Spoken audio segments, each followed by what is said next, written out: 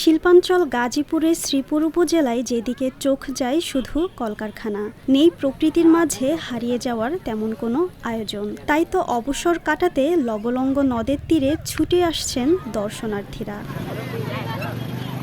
প্রকৃতিতে একটু প্রশান্তির জন্য ছুটির দিনে কিংবা কর্মঘণ্টার পরে পরিবারে শিশু সন্তান নিয়ে এসেছেন কেউ এসেছেন বন্ধুদের সঙ্গে আড্ডায়।